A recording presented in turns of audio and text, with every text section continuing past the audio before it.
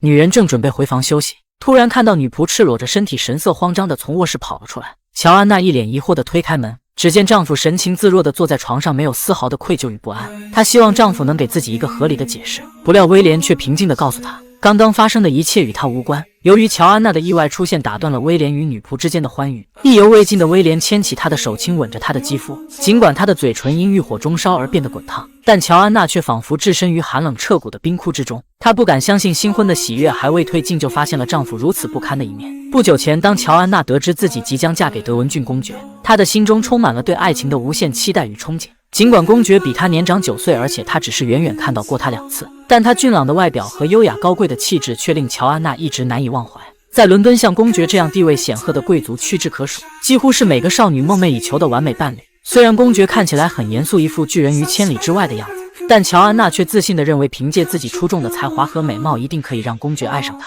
然而她并不知道，公爵看中她的美貌，只是为了匹配自己高贵的身份与地位。他更为在意的是，乔安娜将来能否为他生下一个能够继承爵位、延续家族荣耀的儿子。Your Grace may rest assured, the women in our family have never forfeited on that account. So be it then. 乔安娜的母亲明知这段婚姻背后隐藏的意图，但为了家族的荣耀，她选择了隐瞒。不久后，乔安娜告别了自己的少女时代，怀揣着对婚姻生活的美好期待，嫁给了公爵，成为了尊贵的德文郡公爵夫人。新婚之夜，公爵依旧保持着那副严肃冷漠的表情，这让原本就有些紧张的乔安娜更加局促不安。也许是为了缓解她紧张的情绪，公爵在为她解开繁琐的衣服时，故作轻松地说了一句 For the life of me, I could never understand why women's clothes must be so damn complicated. It's just our way of expressing ourselves, I suppose. Whatever do you mean? Well, that you have so many ways of expressing yourselves, whereas we must make do with our hats and our dresses. 乔安娜独到的见解虽然让公爵略感意外，但也夹杂着几分失望。他渴望的不过是一个专注于生育儿子的妻子，而非乔安娜这样聪慧善变的女人。自那以后，公爵便很少再与她有言语上的交流，每晚只是机械且毫无情感投入地执行着作为丈夫的职责。而乔安娜也从未真正体验过夫妻之间的半点欢愉与激情。她曾经以为公爵会如同他的父亲一样，外表冷峻而内心细腻多情，却未料到结婚当天就遭到如此冷遇。她实在想不明白，为什么公爵会待她冷若冰霜。乔安娜的母亲却对女儿的境遇不以为然，劝慰她不要过分苛求公爵的态度。作为公爵夫人，她的首要职责就是为公爵繁衍子嗣，确保家族的血脉得以延续。将来有了儿子，一切都会随之改变。她现在能做的只有保持耐心和顺从。母亲的话虽未完全解开乔安娜心中的困惑，但她却也别无选择。在公爵府邸灯火辉煌的晚宴上，辉格党的精英们集集一堂，热烈讨论着党派的政治主张。只有公爵显得格格不入，他的面容上挂着一丝难以察觉的厌烦。乔安娜却对这场政治盛宴展现出了浓厚的兴趣，不知不觉地参与到讨论的话题之中。正当他兴趣盎然地发表自己的观点时，公爵却出乎意料地离开了宴会厅，留下一众人面面相觑，不知所措地纷纷将目光转向乔安娜。他追上公爵，想问明他离席的缘由。Is anything the matter? No? You just left. Yes, well, I had done eating, and those damn speeches bore me to distraction. I think we have to ban them in the future. You are the Whigs' main supporter. Yes, well, I've no problem with the politics. It's just the rhetoric I can't stand. 公爵说完便自顾自地转身离开了。乔安娜没有心思去琢磨他所说的有些人是否指的是自己，急忙回到宴会厅安抚众人，推说公爵只是累了想休息片刻。宴会结束后，乔安娜准备回房间，却意外撞见女仆未着寸缕从眼前跑过。然而当她看到床边摆放的红酒时，才明白丈夫并非不懂得男女之间的情趣与浪漫，只是他的温存和热情始终将她排除在外。这一刻，她对这段婚姻彻底心灰意冷。1年后，乔安娜沉浸在初为人母的喜悦之中，公爵却因她生下的是女儿，一连几日都没来看过他们母女，每天靠着逗弄自己养的2只爱犬排遣心中的失落与烦闷。此后的6年，乔安娜先后3次怀孕，不幸的是2次男胎都意外流产了，但有2个可爱的女儿陪伴在身边，乔安娜已感到无比的幸福和满足。而执着于延续家族荣耀的公爵却愈发的阴郁，与他相伴的只有他的2只爱犬。渐渐的，他不再满足于依靠2只不会说话的狗来排解心中的苦闷，开始在舞会上寻找新的慰藉与精神寄托。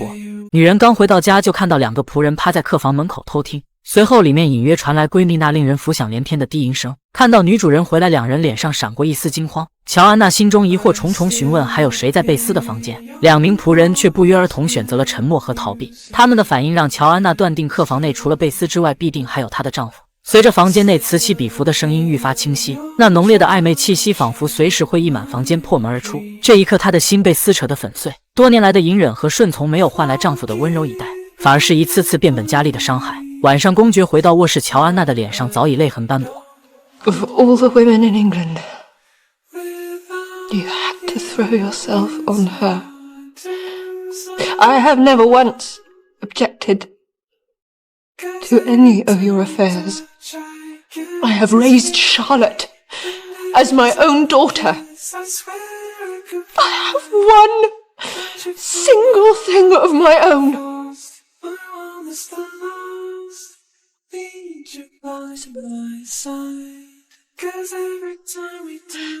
kind of man are you? 结婚7年来，乔安娜第一次向公爵发泄心中积压已久的愤怒和怨气。她歇斯底里地质问公爵自己究竟做错了什么，让他肆无忌惮地一次次试探自己的承受底线。面对乔安娜的崩溃与绝望，公爵却出奇的平静。从他们结婚的第一天起，这桩婚姻只有一个单纯的目的，那就是孕育一个可以延续家族爵位与荣耀的继承者。作为丈夫，公爵在繁衍子嗣上从未敢有过丝毫懈怠，但作为妻子，乔安娜却未能如愿以偿地为他生下一个男孩，这成为了他心中难以释怀的郁结所在。公爵的指责让乔安娜无言以对，他无意再为子嗣的事情而纠缠，强烈要求先把贝斯赶出府邸。然而公爵的态度却异常坚决，明确表示绝不会让贝斯离开。乔安娜未曾料到自己一时对贝斯的同情竟然会引狼入室。几天前，乔安娜随公爵一同前往巴斯，在那晚盛大的欢迎宴会上，不甘寂寞的公爵又开始为自己单调而乏味的生活寻找新的乐趣。当他游走的目光落在贝斯身上，自信满满的邀请他共舞一曲时，却意外遭到了拒绝。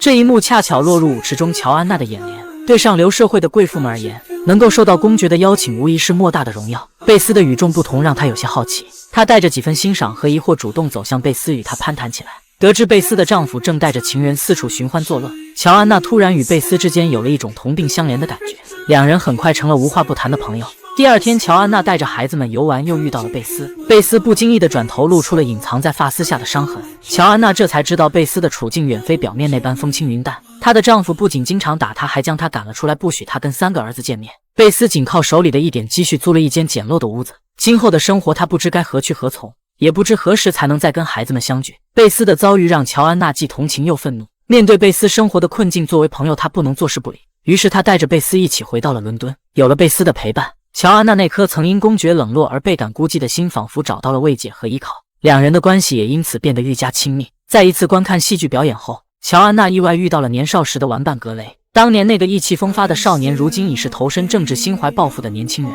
尽管两人已经7年未曾相见，格雷望向乔安娜的眼神中，那份难以遮掩的爱慕之情依旧炽热如初。这一切都被心思细腻的贝斯尽收眼底。 He's in love with you. My dear Bess, no, he is not. Quite the reverse, I fear. Well, can't you tell by the way he looks at you? Georgiana, intercourse is not just about offspring. In fact, it can be rather pleasurable. 虽然贝斯的话让乔安娜心中泛起了一丝涟漪，但这份悸动转瞬即逝。她深知作为公爵夫人，忠诚于丈夫、维护丈夫的尊严是她的首要职责。即便在婚姻中备受冷落，她也从未有过任何越轨的想法。然而世事无常，人心更是难测。前一天还与她亲密无间、分享闺中密室的贝斯，竟然在第2天就背叛了她。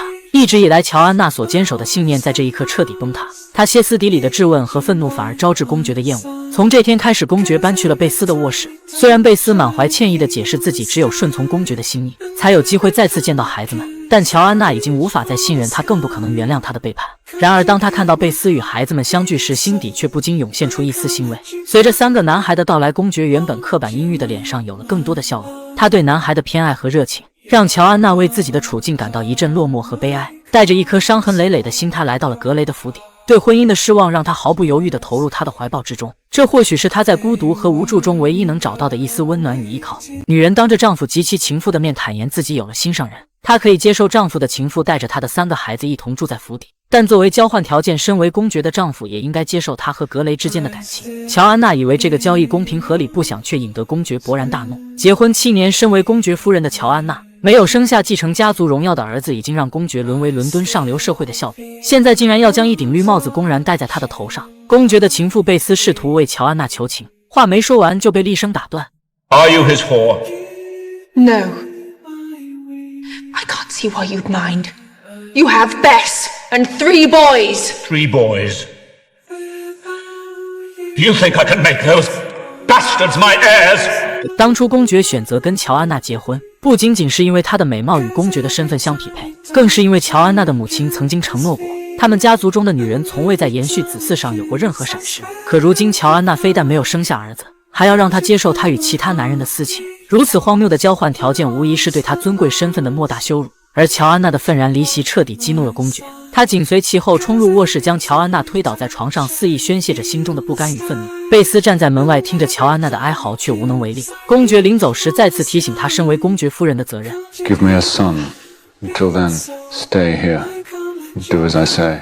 他的语气不容置疑，冰冷中透着一丝哀求和无奈。失去了对爱情的期盼，乔安娜连同优雅也一并抛弃了。在晚宴上，她全然不顾自己公爵夫人的身份，不仅喝得酩酊大醉，还撞翻了烛台，掉落的火星瞬间点燃了她的头发。在人们的惊呼声中，乔安娜酒醒了大半，惊慌失措的大声尖叫。关键时刻，身边的年轻人挺身而出，一把打落了她的发套，才化险为夷。此时置身于人群中的公爵依旧是一副淡漠的表情，然而他未曾料到这场意外竟然为他带来了意想不到的惊喜。乔安娜怀孕了，经历了10月怀胎，乔安娜平安生下了一个男孩。公爵郁结多年的心事也得以了却，他信守承诺，给了乔安娜一笔可观的财富。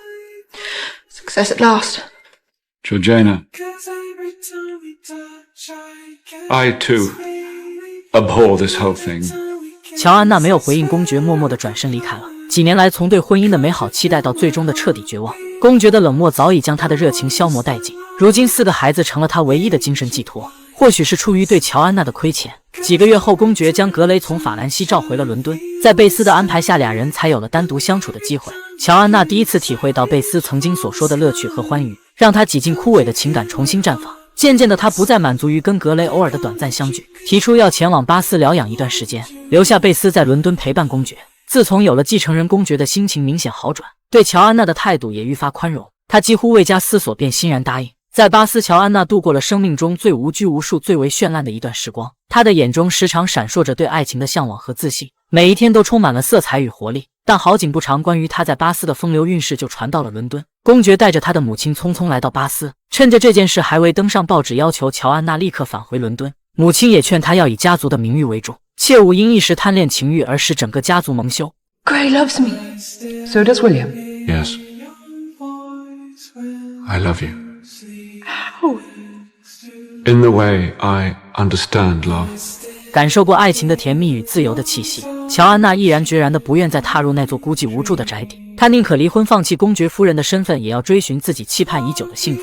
看到乔安娜如此固执，公爵不禁怒从中来，警告她如果不立即放弃这段感情，他会让格雷想要成为首相的政治抱负立刻灰飞烟灭，而他将永远失去与孩子们相见的机会。公爵临走前留下了3个女儿写给他的信，信纸上稚嫩的笔迹满载着孩子们对母亲的思念，如同无形的纽带牵动着乔安娜的心，将她从巴斯的美好梦境中拉回到了现实的伦敦。当3个女儿欣喜若狂地扑进他的怀中，那份失落的心情才得到了些许安慰，而公爵也难得流露出自己温柔的一面，伸出手轻轻地扶起了她。原本以为这场风波过后生活将归于平静，没想到晚餐时乔安娜却告诉公爵自己怀上了格雷的孩子。为了维护家族的声誉与尊严，公爵不得不安排她前往偏僻的乡下养胎，直到生下孩子后交给格雷的家人抚养。公爵的决定并没有征求乔安娜的意见，在他看来，这一切都是他咎由自取，丝毫不值得同情。贝斯念及曾经那段与乔安娜的闺蜜情谊，不顾公爵的反对，陪她一起去了乡下。9个月后，乔安娜生下了一个健康漂亮的女孩，她为女儿取名伊莱莎，象征着希望和救赎。很快到了约定的时间，格雷的父亲遵照公爵的指示接走了还未满月的伊莱莎。看着马车渐行渐远，他再也抑制不住内心的痛苦和不舍师生痛苦。在乡下休养了一段时间后，乔安娜回到了伦敦。1年后，2人再次相见，显得生疏了很多。不善言辞的公爵竟然出乎意料地向乔安娜敞开了心扉。他承认自己过去的言行对乔安娜过于严苛，但他会努力改变，不再让她遭受痛苦。乔安娜第一次在公爵冷峻的脸上看到了一丝温暖的笑容。当公爵看到窗外玩耍嬉戏的孩子们，不禁感叹 How wonderful to be that free. 乔安娜有些震惊地看着他，这一刻她似乎理解了丈夫当初为什么对子嗣有那么深的执念。他何尝不是渴望自由，却又被家族的责任与期望所束缚。第二天，公爵在府邸举办了盛大的宴会，欢迎他度假归来。在宴会上，他见到了昔日的恋人格雷。What's news with you? I'm to be engaged. Congratulations. And I have a niece, Eliza, who is very much loved. 显然，格雷已经知道伊莱莎是他们的女儿，这让乔安娜心中的牵挂有了些许安慰。她相信格雷一定会把女儿照顾得很好。乔安娜重返伦敦后，凭借着自己的才华与智慧，成为同时代最具盛名与权势的女性。查尔斯·格雷最终实现了自己的政治抱负，成功当选首相。乔安娜·贝斯和公爵共同度过了数十载的春秋，直至乔安娜离世，贝斯成为了新的德文郡公爵夫人。